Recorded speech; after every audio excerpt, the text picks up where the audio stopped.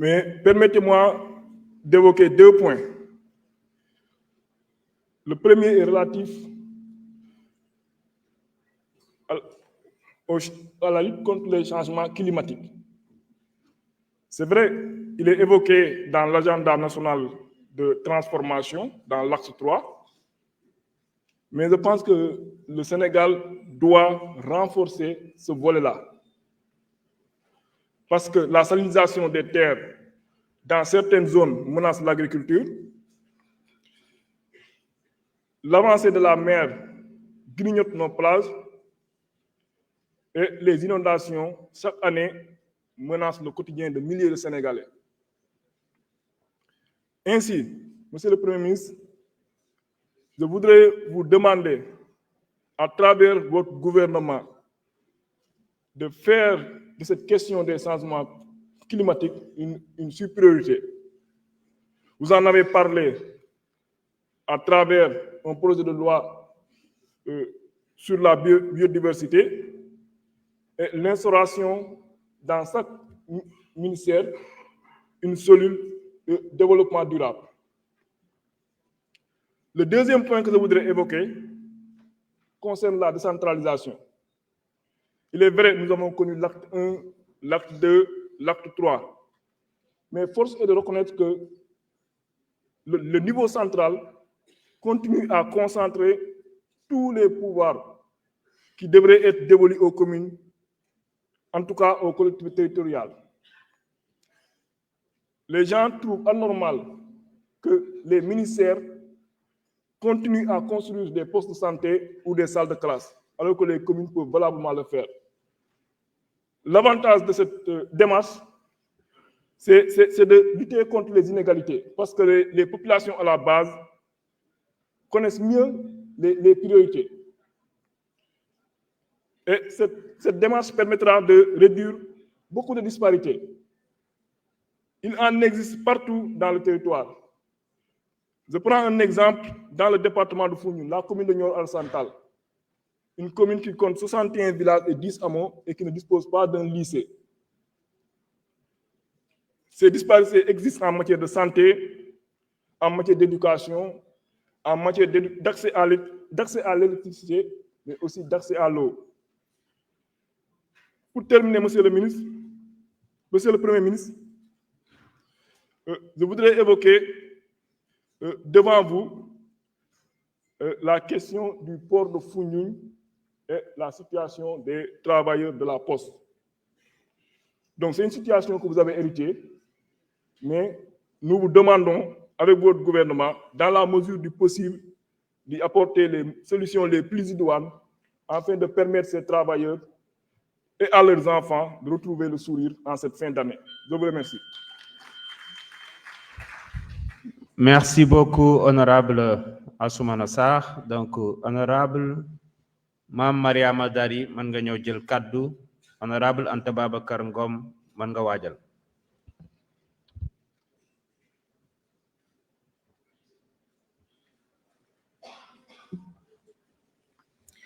Merci, Monsieur le Président. Bonjour, Monsieur le Ministre, chers membres du gouvernement, chers honorables. Monsieur le Ministre, ñu ngi lay gërëm bu baax ci sa speech bi nga def ci DPG bi mais ñun dañu amoon benn problème boo xam ne il fallait que ñu wax ci mooy assainissement. L'assainissement dans la région de Dakar est un problème boo xam ne bu nawet di ñëw kenn nelawatul. Région de Dakar mu commencé déjà dans les années 70 assainissement yi ñu fi defoon yu ñu prévoiroon dafa vétuste. Donc ñu commencé ko ci communes yoo xam ne par exemple lu mel ne Parcelles Assainies, Grand Yoff, Médina, nga dem Kër Massar, dem Rufisque, un peu partout à travers la région de Dakar problème yooyu la ñu am. Di ñaan même bu fekkee ne dañuy gis ne c'est pas du compétence yoo xam ne dañ ko jox mairie yi dañuy curer mais bu nawet di ñëw dañuy gis ne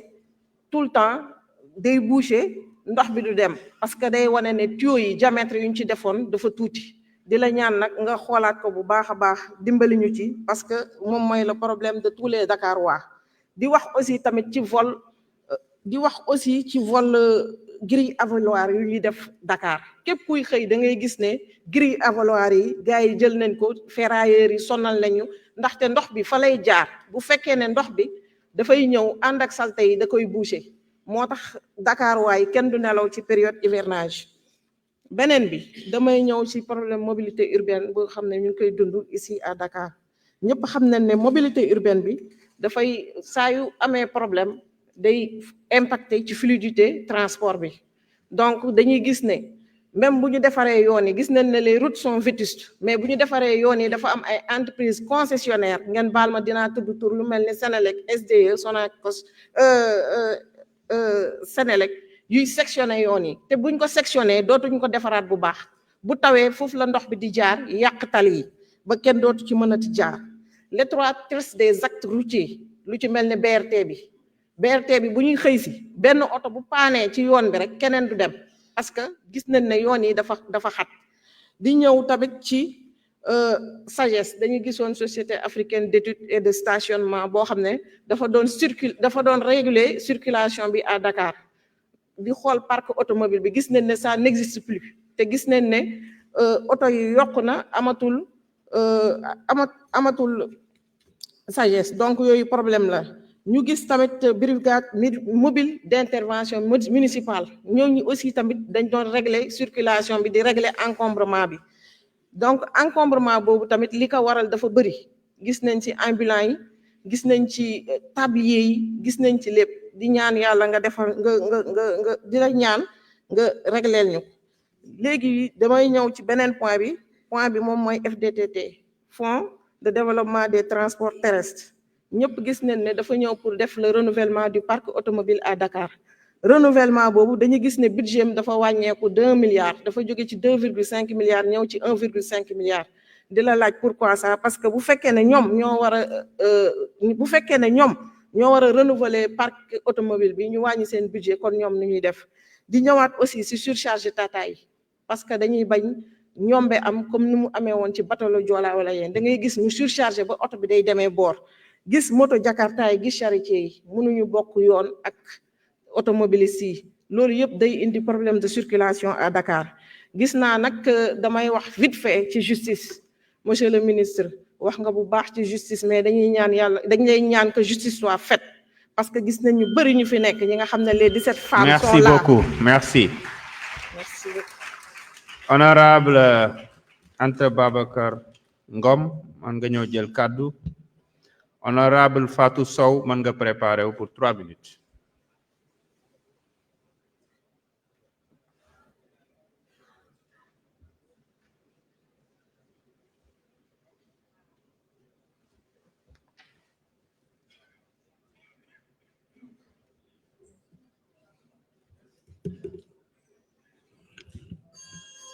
Monsieur le Président de l'Assemblée, Mesdames, Messieurs les ministres, chers collègues, Monsieur le Premier ministre, 8 mois pour arriver à l'Assemblée nationale dalal ak jàmm yàggoon na mais jaan ci suuf tànk ci suuf yàgg xamoon naa ne dañ tase. Monsieur le Premier ministre, kàddu yi rafet na déglu nañ lépp ñu lay nangul yéene bi nga xam ne am nga ko ci Sénégal waaye ñun ci say jëf la ñu lay xaar monsieur le Premier ministre. bu ñuy wax tey alternance générationnelle am na loo ci liggéey lu am solo mais ñu lay ñaan mu bañ a nekk rek alternance générationnelle mais une alternative de qualité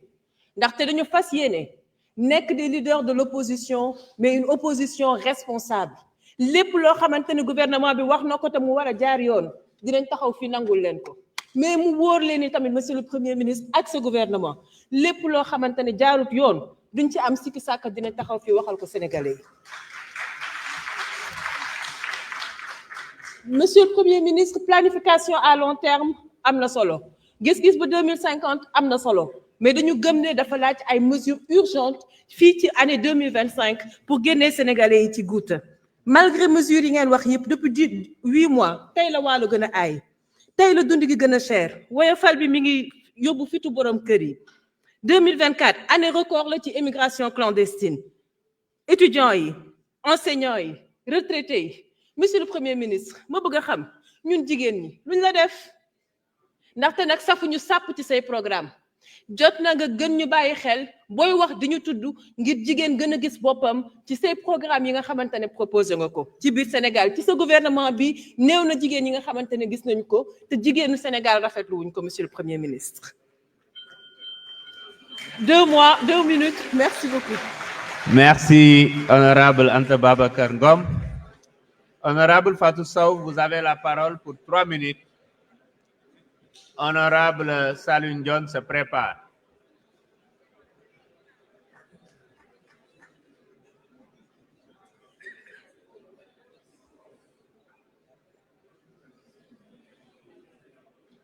S'il vous plaît. Merci beaucoup, Monsieur le Président.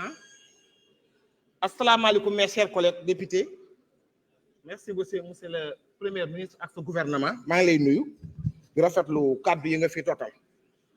3 minutes nag dafa bariwul mais damay attirer sa attention rek. Monsieur le ministre fi nga commencé sa politique fi nga commencé wane sa bopp muy Kër Massar. may wax ne 2018 bi nga fay meeting bu mag bi. may rendre hommage ndeysaan Mariama Sagna ki lañ ko reyoon dafa daan di Kër Massar googu tey war nga leen a bàyyi xel bu baax jeunes yi Kër Massar nag yónni ma ndax li tax ñu yónni ma mooy jox nañ la lépp defal nañ la lépp fal nañ la président indi la majorité assemblée nationale te yaakaar naa bi ñekk élection locale yi am na lu ñu la jox ndax Kër Massar mun naa ne département Kër Massar 6 communes yëpp yaa ko gagné yaa ngi ñi nga àndaloon monsieur le ministre. jeunes yi Kër Massar di wax nag ne ba léegi bu ñuy dem di football dañuy dem Malika wala yëmbal mbaaw wax nañ leen dimbali ci sa budget bi li ma dégg nga wax fii dimbali ba ñu am terrain bu mag stade bu mag au niveau de Kër Massar. monsieur le ministre sunu président bu baax bi fi jógee woon muy maître Abdoulaye Wade moo nu jëkk a tabaxal centre de santé au niveau de Kër Massar Nord ak yëmbal Nord mais tey population bi nekk Kër Massar war nañ xam tey war nañu am tey hôpital mucc ayib ou bien ñu yokk seen plateau médical bi ci centre de santé yi. monsieur le ministre am nañ benn lotissement boo xam ne mu ngi Kër Massar lotissement administratif lañ koy wax 11900 am na 1928 parcelles ak beneen 10 lotissement yu ko wër lotissement boobu ba léegi fi may waxee yow amul benn tali bu fa jàll dugg fa mais non seulement amul tali bu fa jàll dugg fa mais bassin ci biir Kër Massar yëpp dañ ko renversé foofu ak APIX moo nekk diggante Kër Massar APIX pour ñoo fexe ba ndox mi jàll dem géej ñu am problème yooyu. monsieur le ministre bi ñëwee département bu Kër Massar dañ koy sant président Macky Sall moo ñu def loon département au niveau de Kër Massar mais département bi mu ne dañ ko ci sant nag ndax nit ku boo bëggee fukk mu jox la juróom da ngay sant yàlla mais dañuy wax ne Kër Massar département mënu ko yor ndax Kër Massar ci biir Dakar lañ ko implanté yàlla moo dogal na kër la nag dañu naan kër te Kajoor lay nekk mais Kër Massar bi ci biir Dakar la ne ñu doon yàlla nag département boobu boo ñu ko may defal ñu ko ville ndax nekk département ñu am 300 millions ci budget nga xam ne président conseil départemental sax dafay jaaxle dafay sa am problème pour génn bëggoon nañu ngeen dimbali ci département de Kër Massar ñu modifier def ko ville dinañu amal solo trop monsieur le ministre je vous remercie. Merci beaucoup honorable Fatou Sow. Honorable Saloum Dione mën nga ñëw jël sa kaddu. Honorable Mayabe Mbaye se prépare.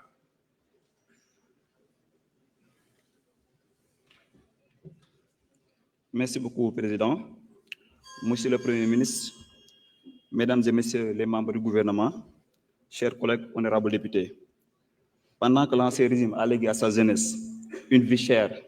un accès presque impossible à un toit,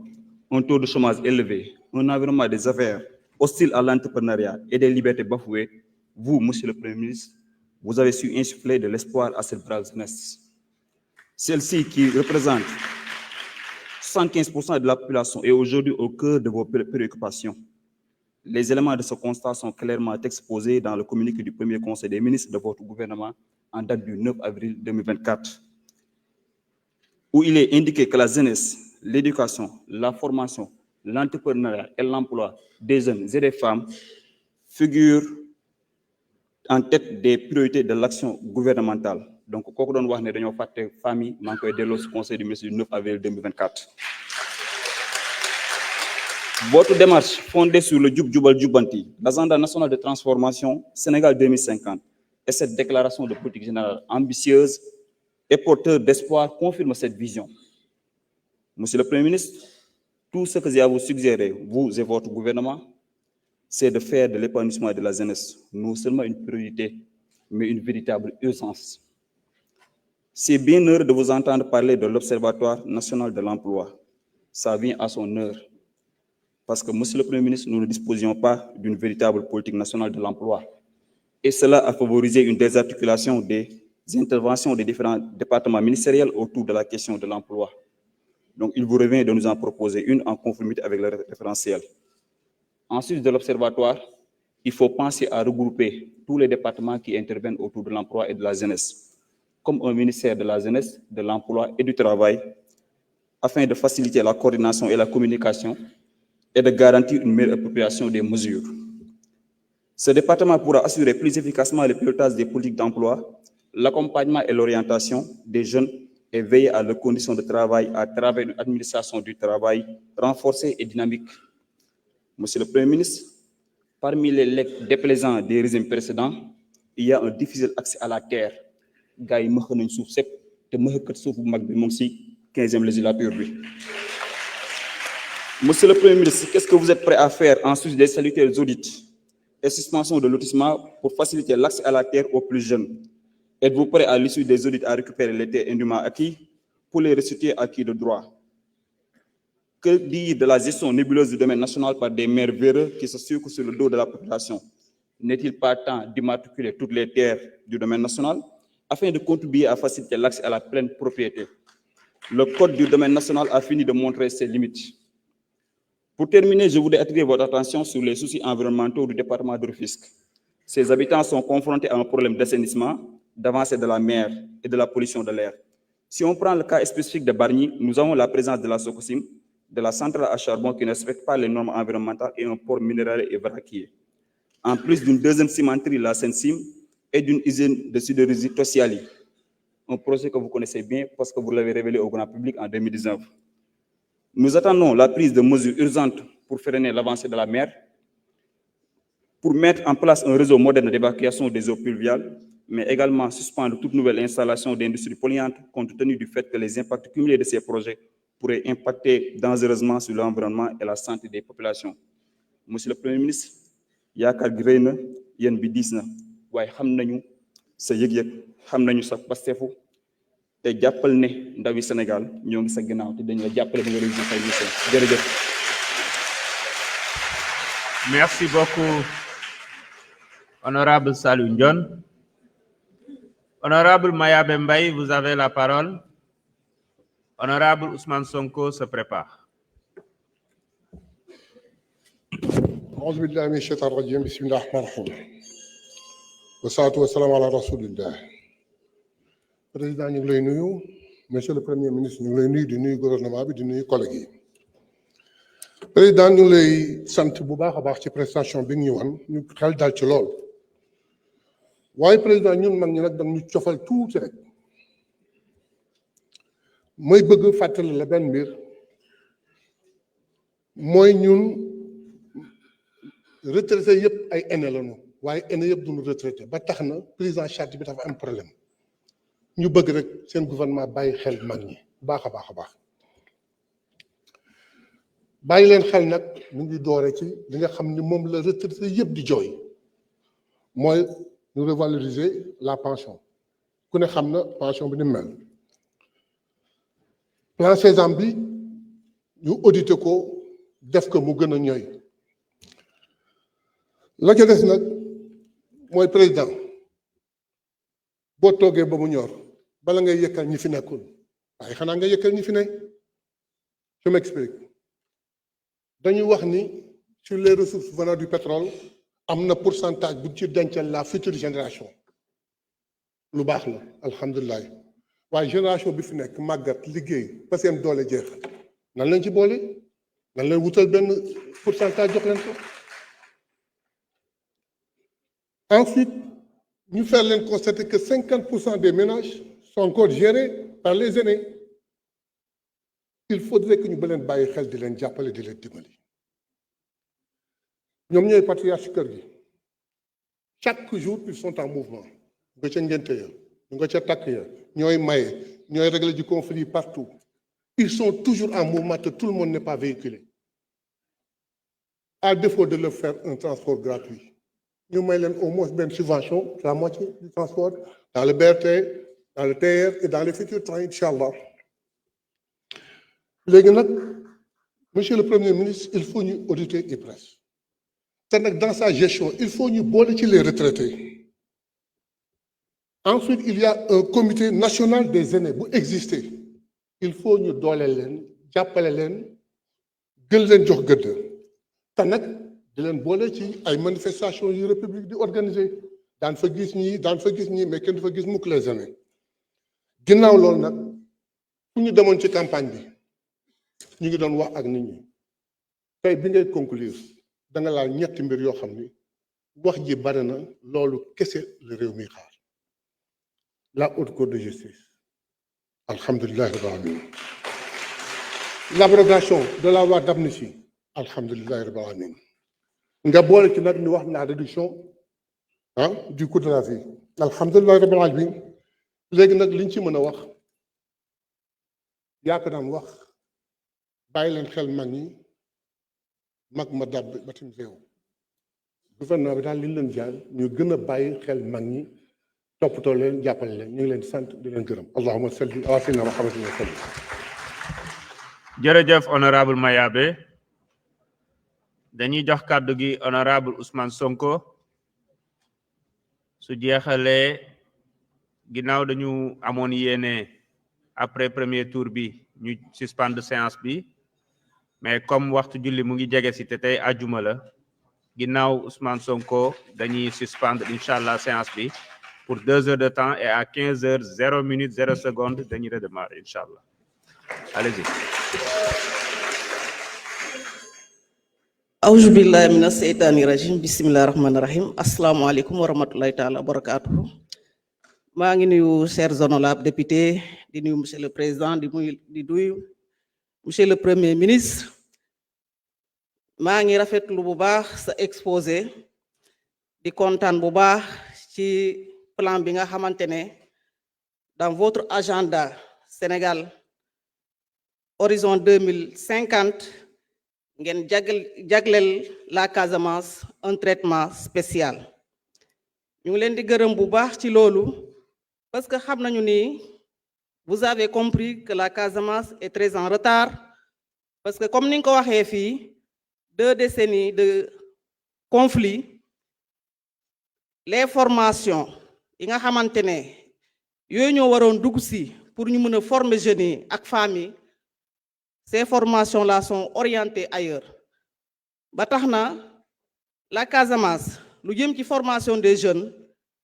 mu ngi dafa tardé bu baax a baax di ñaan ce gouvernement surtout madame la ministre de la femme et de la solidarité ngeen gëstu les femmes de la Casamance mais surtout la jeunesse de la Casamance ñun suñu doom yi ci ay dawal Jakarta la ñu nekk donc dañu soxla formation mais également formalisation la ñu soxla et encadrement ci loolu dama dëgg fii monsieur le ministre PM nga wax ni da ngeen bëgg a créer des champions au niveau de l'ingénierie ma lay fàttaliku tuuti rek nii bi nga nekkee maire de Ziguinchor dafa amoon benn jeune du nom de Famara Goudiaby bi nga xamante ne créé na fii une machine balayeuse nga exposé ko ci sa programme bu ROC de la commune de Ziguinchor Famara boobu tey mu ngi créé beneen machine bi nga xamante ne machine après buy presse limon la ak agrumes machine boobu day dox sans énergie mais moom mooy produire ci bopp moom mooy produire boppam énergie bu muy fonctionner te li muy jël en termes de quantité mun na jël jusqu'à 1 tonne à l'heure donc ñu soxla ko lool te ñooñu noonu dañu jar ñu gëstu leen ñu accompagner leen te dañu soxla seen accompagnement yéen état bi ci loolu nag monsieur le ministre dégg naa fi ngeen wax fii également ci lenteur administrative yi teg ngeen programme bi nga xamante ne bu war a tax ba lenteur yi jeex ci Sénégal ma leen di wax ni parmi ces lenteurs ñun dañoo noté ni les femmes veuves du Sénégal sont très fatiguées booy perdre sa jëkkër li ngay njëkk a xalaat mooy yéeg wàcc yi nga war a yéeg pour nga mun a constituer le dossier d'hérédité loolu mu ngi tax ba famille yu bëri seen doom yi seen njàng mu ngi yàqu donc vraiment boo leen ci taxawee ba ngeen numériser administration au point que l'antérieur yi dina fi jeex vraiment dinañ leen sant di leen gërëm parce que lii moom mun na dal ku nekk vraiment ñun Casamance ñu ngi leen di naan ngeen gëstuñu parce que coono bi bari na dara nekku fa la Casamance est en retard plan infrastructure Casamance dara nekku fa amul ay tali au plan également sanitaire hôpitaux yi dañoo feebar hôpitaux yi ñoo gën a feebar sax maladie donc vraiment tabaxal leen ñu ay hôpitaux de niveau 2 pour que ñu bañ a déplacer suñu maladie jóge Casamance pour Dakar mais ñu toog au niveau de Ziguinchor ou bien au niveau de Bignona ñu mën a faju foofu. Je vous remercie. Merci beaucoup, honorable député Ousmane Sonko. Mes chers collègues, la séance est suspendue.